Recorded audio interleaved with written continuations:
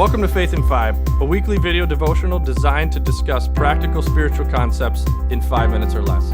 I'm your host, Mark Vandella. I've had the opportunity to teach some public speaking courses, effective presentation courses, and I'm always looking for funny things to try to help people get over the fear of public speaking. And one of my favorite quotes on public speaking is from Jerry Seinfeld.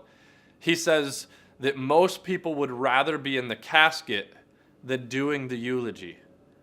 And so part of my goal when I start these classes with a number of people, it's the biggest fear that most people have is some sort of speaking in front of people.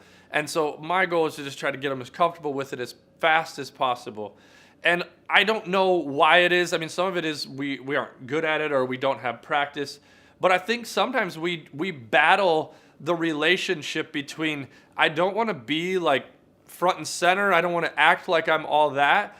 And yet I also know that for me to be good at my job, I need to be confident and assert myself. And so today's and relationship is confidence and humility.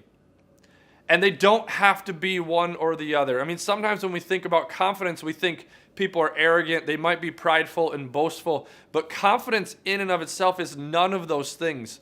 If you think about confidence and humility on some sort of a spectrum, boastful, arrogance, and all that tips the scales.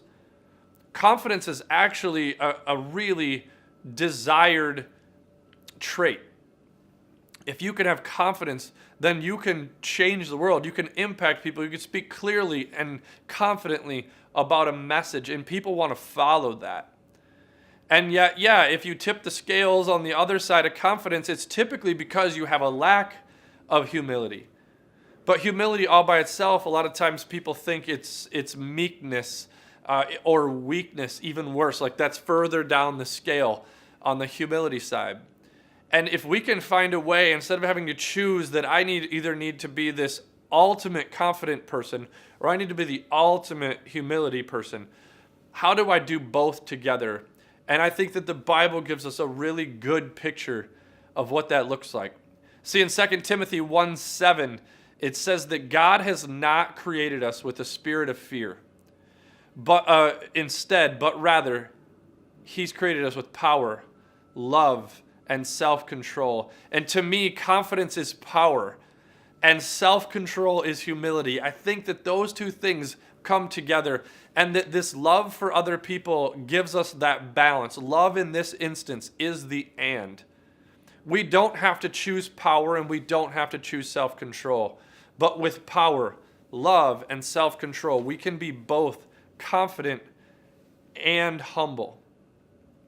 See, when I share about the Jerry Seinfeld famous quote about the fact that most people would rather be dead than standing and talking about somebody in front of a group of people, I also share one of my favorite stories, and I thought that it was from Confidence and Power, How to Have Confidence and Power in Dealing with People, but I cannot find the story for the life of me. So anybody listening, if you know where this comes from, I would love to have the reference.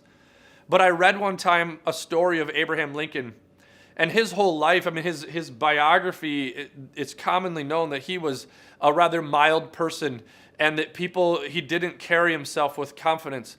And that he says that at some point in his life, he had developed enough confidence that he was able to, the way that he says it, and I may be butchering the quote again because I can't find the reference, but he says that I had to get my confidence to a place that it was so high, it was all the way at one end of the spectrum, that I no longer needed it.